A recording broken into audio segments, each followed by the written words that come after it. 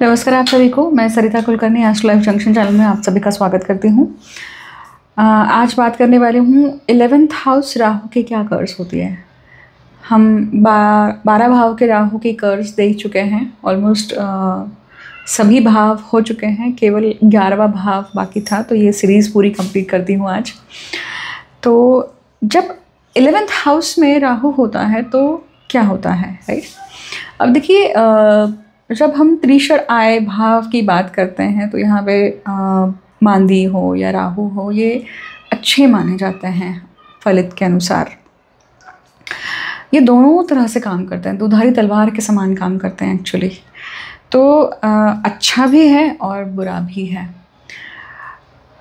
पराशर ऋषि के अनुसार तो एक सूत्र ये बताया गया है कि जब पत्रिका में नवम भाव में, दशम भाव में, 11वें भाव में और व्यय भाव में जब भी राहु होते हैं तो जिस भी जातक के पत्रिका में है, उस जातक ने क्या किया है, मंदिरों की नाश धूस करी है। मतलब अगर हम इसको इंटरप्रेट करें, डिकोड करें इन शब्दों को, तो कहा जाता है कि आपने किसी न किसी प्रकार से पवित्रता का खंडन किया हुआ है। ठीक है। अब अगर ये राहु उच्च के हैं तो ऑब्वियसली अलग पद्धति से ऐसे देखा जाएगा। मतलब आपके पास में कोई पावर थी, उसका गलत उपयोग कर लिया आपने। और अगर मान लीजिए नीच के हैं, इसका अर्थ ही है कि आपने नीच प्रवृत्ति, नीचता दिखाकर वो चीज़ करी है। मतलब कोई भी इस प्रकार का कर्म किया है। ठीक है। तो अब ये एक इंटरप्रिटेशन जाता है, ये एक सूत्र लगता है जो पराशर ऋषि बताते हैं। अब ऐसे अनेक ऋषियों के अपने अपने अलग मत हैं। अब लाभ भाव क्या है? सभी प्रकार के लाभ हैं। लाभ भाव आपके मित्र परिवार को दिखाता है। लाभ भाव आपके कॉन्टैक्ट सर्कल को दिखाता है, स्पाउस एंड फैमिली को दिखाता है, आपके बड़े सिबलिंग्स को दिखाता है। तो ये बहुत सारी चीज़ें इसमें दिखती हैं कि अब जैसे बड़े सिबलिंग्स की बात करें तो आपके बड़े सिबलिंग्स जो होंगे वो फॉरेन लाइन में रहने वाले होंगे, फॉरेन ट्रैवल करने वाले होंगे। आपका भी फॉरेन जाना होगा। फॉरेन जाना क्यों हो रहा है? ज्योतिष में मातृभूमि से दूर जाना, जन्मभूमि से जो दूर जाना, ये योग अशुभ माना जाता है। मतलब मातृभूमि से लेकर, जन्मभूमि से लेकर कुछ ना कुछ कर्म खराब किया हुआ है, तभी उस अलग रहने की नौबत आती है। और अलग जब आप रहते हैं तो आप कहीं ना कहीं आइसोलेशन के जो बैड इफ़ेक्ट्स हैं, मेंटली डिप्रेशन है, मेंटली नॉन सोशलाइजेशन जो चीज़ें हैं, वो आप सहन करते हैं और आपको अपने घर वालों की, अपने परिजनों की वैल्यू पता चलती है, लोगों की वैल्यू पता चलती है, राइट। उसी प्रकार से अगर हम लाभ की बात करते हैं, राहु जब लाभ भाव में है तो वो, अगर मान लीजिए नीच का राहु है तो वो तो कहीं ना कहीं डिसीव होना, आपके साथ में वो डिसेप्शन हो रहा है या आप किसी को धोखा दे रहे हैं, ये दोनों चीज़ें हो सकती हैं। डिपेंड करता है कि वो कर्म, क्योंकि राहु डिज़ायर है, राइट। राहु डिज़ायर है, इसलिए वो डिज़ायर लाभ प्राप्त करने की थी। तो ये किन प्रकार वो लाभ प्राप्त करना ही है। अब वो नीच का राहु है तो क्या होगा? नीच का राहु कब होता है? जब वो वृश्चिक राशि का राहु है या फिर धनु राशि का राहु है, राइट। और उस समय पे वो नीच होने के कारण क्या बताता है कि कितना भी कुछ हो जाए, किसी भी प्रकार का व्यवहार करना पड़ जाए, बट मुझे अपना फ़ायदा चाहिए। दुनिया जाए बाहर में, मुझे अपना फ़ायदा चाहिए, राइट। या अगर वो उच्च का राहु है तो क्या करेगा? वो अच्छे तरीके से अपना लाभ प्राप्त करने जाएगा, हैंडल करेगा सब चीज़ों को, मैनेज करेगा सब चीज़ों को। अब बहुत सारे अब ये जो राहु है ना, डिज़ायर है, देखिए। अब वो डिज़ायर किसके माध्यम से पूरा करेगा? वो बाकी ग्रहों के माध्यम से पूरा करेगा, राइट। तो डिपेंड करता है कि पत्रिका में वो ग्रह किस प्रकार से हैं। तो मैं स्पेसिफिक ग्रहों की पोजीशन या स्पेसिफिक ग्रह किस पद्धति से बैठे हुए हैं, उनका शुभाशुभ प्रभाव के कारण वो राहु लाभ भाव का कर्स देता है या वरदान देता है। ठीक है। अब मान लीजिए कि सबसे पहले एक कर्स क्या है कि लाभ भाव का राहु ना आपको प्रलोभन देता है। प्रलोभन देता है कि आप आपको टेम्पटेशन आए और वो प्रलोभन पूरा करने के लिए आपके आसपास वैसा वातावरण तैयार होगा, वैसे लोग आएंगे आपके पास में, तो उसके साइड इफ़ेक्ट्स भी हैं। आपका जो प्रलोभन है, आपकी जो इच्छा है वो पूरी होगी, परंतु उस इच्छा को पूरी होने के बाद में जो उसके कॉन्सिक्वेंसेस हैं उसको भी सहन करना पड़ेगा। क्योंकि मान लीजिए अगर राहु के सामने वो शुक्र है तो क्या हुआ, बहुश्रृंगार योग हो गया। तो लाभ में क्या प्राप्त होगा, बहुश्रृंगार प्राप्त होगा, मतलब मल्टीपल रिलेशनशिप प्राप्त होंगे। पर उस मल्टीपल रिलेशनशिप में जाने के लिए आप जाते हैं और अगर आप अपना सुख देते हैं, आप सुख और अपना लाभ प्राप्त करते हैं, तो आपका नाम भी खराब होगा। तो लाभ प्राप्त करने के लिए वैसे लोग आना, वैसे अट्रैक्टिव, या जिस व्यक्ति से आप अट्रैक्ट होंगे वैसे ही लोगों का आसपास का जमावड़ा होना, ये सारी चीज़ें होंगी। उस प्रकार के इंग्रेडिएंट्स सब साथ में आएंगे। बट उसका अल्टीमेट कॉन्सिक्वेंसेस क्या है कि अगर वो चीज़, उसकी श्रृंखला चालू हो जाती है तो क्या होगा, जातक को बदनामी सहन करनी पड़ सकती है, कैरेक्टर के ऊपर बात आ सकती है, इस प्रकार के लांछन सहन करने पड़ सकते हैं, या फिर भटकता रहेगा, एक भटकंती रहती है, राइट। ये उसके साइड इफ़ेक्ट हैं। ये डिपेंड करता है अगेन कि राहु अकेला है, राहु किसी के साथ में, किसी और ग्रह के साथ में युति में है, किस पद्धति से है। तो मतलब क्या हुआ, प्रलोभन है राहु। अभी प्रलोभन का एग्जाम्पल मैंने वासना के अनुसार दिया, मतलब शुक्र के अनुसार दिया। ये प्रलोभन अलग अलग पद्धति से हो सकता है। कोई प्रॉपर्टी ब्रोकर है या कोई प्रॉपर्टी रियल एस्टेट का है तो उसको भूमि की तरफ आकर्षण हो सकता है, राइट। हर प्रकार से वो ग्रह के अनुसार उसकी इच्छा या उसका कर्म दिखेगा, उसका लोभ दिखेगा, उसका प्रलोभन दिखेगा, ठीक है। तो अगर व्यक्ति उसके साइड इफ़ेक्ट्स को भी एक्सेप्ट कर लेता है तो फिर वो कंप्लीट पैकेज को एक्सेप्ट कर रहा है और कंप्लीट चीज़ों को भोग रहा है यहाँ पे। But most of the time हमारी मानसिकता क्या होती है, मनुष्य की मानसिकता क्या है, अच्छा जब हो रहा है तब वो कभी सवाल नहीं करता कि मेरे साथ अच्छा क्यों हो रहा है। बट बुरा जब होता है तब वो सवाल करता है कि भाई वाई मी, राइट। अब ये राहु किस पद्धति से एक्चुअली ये डिज़ायर किस माध्यम से काम करती है, तो हम सबसे पहले बात करते हैं मंगल ग्रह की। अब मंगल अगर मान लीजिए पत्रिका में खराब है, अब मंगल खराब कैसे होते हैं उसके लिए आपको वीडियो देखना पड़ेगा। मतलब मंगल नीच के हैं, कर्क राशि के हैं, किस प्रकार के मंगल हैं। मंगल अगर खराब है तो व्यक्ति ना गुंड प्रवृत्ति का होता है, या वो इस क्षेत्र में जाता है, इस प्रकार का कर्म करता है, गुंड प्रवृत्ति का कर्म करता है। वही मान लीजिए अगर शनि है ना, शनि अगर खराब है मान लीजिए, तो ऐसे समय पे क्या होगा कि उसके आसपास के लोग उसे हमेशा व्यसनी मिलेंगे, उसको संगति व्यसनी मिलेगी।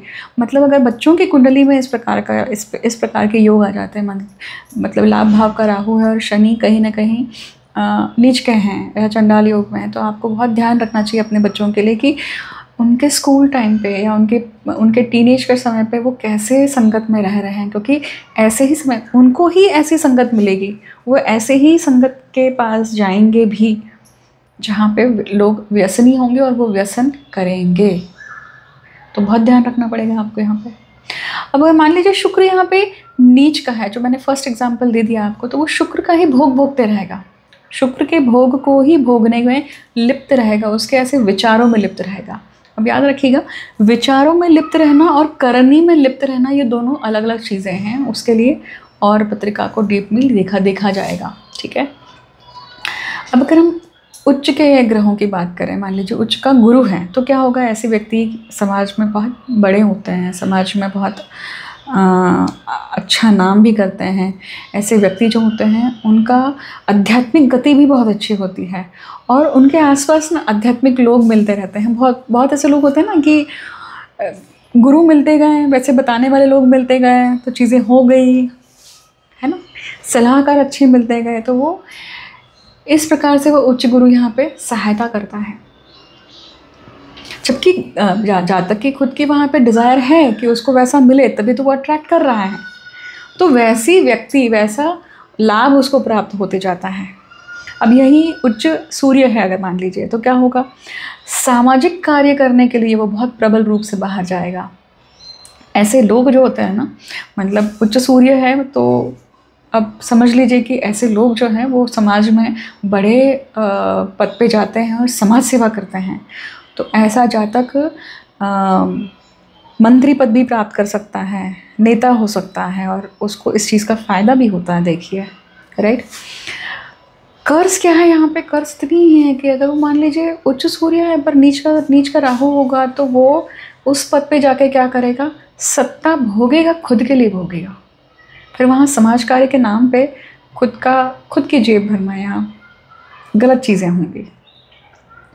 अब यही अगर उच्च के शनि हैं, तुला राशि के शनि हो गए, तो ये ना बहुत अच्छा वकील बनाता है व्यक्ति को।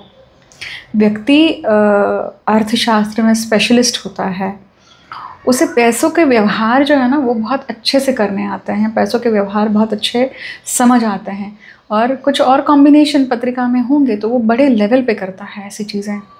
जैसे अब फाइनेंस मिनिस्ट्री है, या इस क्षेत्र में जो बड़े बड़े लेवल पे लोग जाकर बैठते हैं, डिसीजन मेकर होते हैं, इनकी पत्रिकाओं में इस तरह के कॉम्बिनेशन आते हैं, क्योंकि वो राहु उनको वैसी उस पद्धति की जिज्ञासा भी देता है और उसकी डिज़ायर भी देता है, और वहाँ पे उच्च का शनि उन्हें वो सारी चीज़ें करने के लिए मौका देता है।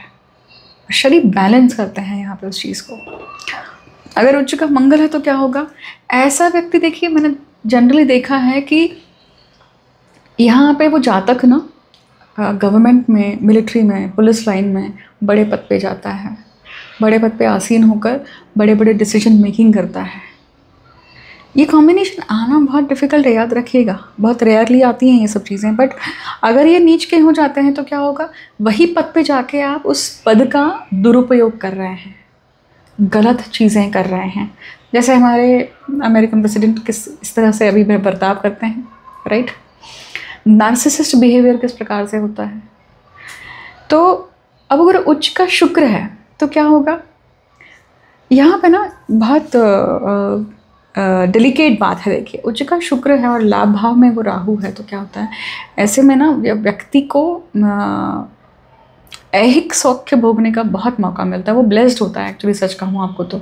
मतलब उसका पेल्विक एरिया जो है, उसकी मूलाधार चक्र का जो एरिया है, उसके प्राइवेट पार्ट जो है वो बहुत स्ट्रांग होते हैं। अगर व्यक्ति स्ट्रांग होगा तभी तो समागम को भोग पाएगा, तभी तो वो प्लेजर भोग पाएगा, या तभी तो वो चीज़ कर पाएगा। अगर व्यक्ति के पास में उतनी ऊर्जा ही नहीं है, उतनी चेतना ही नहीं है, अगर उसमें उतनी शक्ति ही नहीं है, तो वो भोग ही नहीं पाएगा। तो उच्च का शुक्र ये चीज़ भोगने के लिए क्या करता है? आपको मौका देता है। ये सारी चीज़ें ना, ये सारे ग्रह शुद्ध अवस्था में होनी चाहिए, याद रखिए। अब यहाँ पे ना एक और चीज़ आती है। देखिए, जब ये राहु इस प्रकार के हैं, परंतु अगर इन राहु के साथ में पितृदोष लग जाए, मतलब चंद्र राहु सूर्य राहु एकत्र हो जाए, सामने केतु है उसके साथ में आ जाए, चंद्र राहु सूर्य, चंद्र केतु सूर्य केतु, तो ये पितृदोष बनता है। पितृदोष नहीं होना चाहिए, क्योंकि पितृदोष हो जाता है तो वो और कर्स बढ़ जाती है उसमें। ये एक प्रकार का अगेन कर्स में आती हैं चीज़ें कि पितृदोष होने के कारण क्या है, जीवन खराब हो जाता है, जीवन डिसबैलेंस हो जाता है। वही काल सर्प दोष भी क्या करता है, इम्बैलेंस क्रिएट कर देता है। कोई जीवन का एक पक्ष पूरा भरा हुआ है तो जीवन का दूसरा पक्ष पूरा खाली है। अब पितृदोष आता है ना, तो किस प्रकार से फल देता है? तो पितृदोष जब भी आता है तो आप देखिए कि वंश आगे बढ़ने में प्रॉब्लम होती है, या फिर वंश में आप घर में ना ऑटिस्टिक बच्चे आते हैं जन्म लेकर, और फिर लाइफ में इश्यूज बने हुए रहते हैं, राइट। तो इसलिए जब भी लाभ भाव का राहु है ना, तो उसके लिए बहुत एक प्रिकॉशन बताया जाता है कि बहुत सेल्फ एनालिसिस बहुत स्ट्रिक्टली करना चाहिए लाभ भाव के राहु के व्यक्ति को, कि उसकी पॉजिटिविटीज़ क्या है, उसकी नेगेटिविटीज़ क्या है, उसकी स्ट्रेंथ क्या है, उसकी वीकनेस क्या है। ये सारी चीज़ें बहुत अच्छे से ध्यान में रखकर, इंट्रोस्पेक्शन कर स्वॉट एनालिसिस करके फिर आगे बढ़ना चाहिए उस जातक में। अब एक लास्ट चीज़ आप जाते जाते आपको बताती हूँ कि अगर मान लीजिए कि मिथुन राशि का शुक्र है यहाँ पे, क्योंकि मिथुन राशि के शुक्र के लिए मैंने बहुत सारे वीडियो डाले हैं, और मिथुन राशि के शुक्र के लिए मिथुन राशि का शुक्र और लाभ भाव का राहु है ना। मिथुन राशि का शुक्र मतलब क्या हुआ, यक्ष लोक से आया हुआ जातक है वो, तो यक्ष है वो, अगर स्त्री है तो वो यक्षिणी है। तो इस केस में ना ये लोग फिल्थी रिच होते हैं, बहुत धनाढ्य होते हैं। क्यों होते हैं? क्योंकि एक तो यक्ष लोक से हैं, मतलब कुबेर लोक से हैं, और राहु कुबेर के उपासक हैं, क्योंकि राहु मटेरियलिस्टिक सुखों को भी दिखाते हैं। यहाँ पे राहु दोनों तरफ जाते हैं। राहु जब हायर लेवल पे ऑपरेट करते हैं तो एक अलग पद्धति की एक डायमेंशन ओपन करते हैं, अगर वो मेंटली कनेक्टेड हैं तो। परंतु जब वो निचले प्लेन पर हैं तो वो मटेरियलिस्टिक प्लेन पे आते हैं। तो मटेरियलिस्टिक प्लेन पे आने के बाद ना कुबेर के उपासक ज़्यादा होते हैं। इसलिए जब मिथुन राशि का शुक्र आएगा तो उन्हें वो चाहिए, उस राहु को वो सब चीज़ें चाहिए। अब देखिएगा, जिसके पत्रिका में मिथुन राशि का शुक्र है और राहु लाभ भाव में है तो उसे वो सब चीज़ें चाहिए। मटेरियलिस्टिक सारी हैप्पीनेस चाहिए, ऐशो आराम चाहिए, लग्जूरियस लाइफ चाहिए, अच्छी लव लाइफ चाहिए। ये सारी चीज़ें उसकी इच्छाएं होती हैं, प्रबल इच्छाएं होती हैं। तो लक्ष्मी के सभी प्रकारों को उपभोगने की इच्छा प्रबल होती है। ऐसे में अगर मान लीजिए ऐसा है और उसमें वो सब चीज़ें नहीं मिलती हैं तो यहाँ पे ना कुबेर उपासना करना चाहिए। कुबेर अगर उपासना करता है जातक तो उसे ये सारी चीज़ें प्राप्त होने लग जाती है। ठीक है, बात करने के लिए तो बहुत कुछ बात किया जा सकता है इस 11th हाउस के राहु के लिए, पर मैं अब इससे विराम देती हूँ। आपको ये कंटेंट अच्छा लगता है तो लाइक शेयर सब्सक्राइब कीजिए। और अगर आप इस तरह के वीडियोस, जैसे मैंने 12 भाव के राहु के लिए कर्स कंप्लीट करी है, तो अगर आप किसी और ग्रह को लेकर चाहते हैं कि मैं सीरीज़ बनाऊं तो आप मुझे वीडियो में बता सकते हैं किस ग्रह को लेकर आप सुनना चाहते हैं। और उस कमेंट्स को जितनी लाइक्स होंगी, जिस भी कमेंट्स को सबसे ज़्यादा लाइक होगी, मैं उसके ऊपर ज़रूर वीडियोस लेकर आऊँगी, सीरीज़ लेकर आऊँगी। थैंक यू सो मच मुझे अंत तक सुनने के लिए। हर हर महादेव, जय माँ कामाख्या।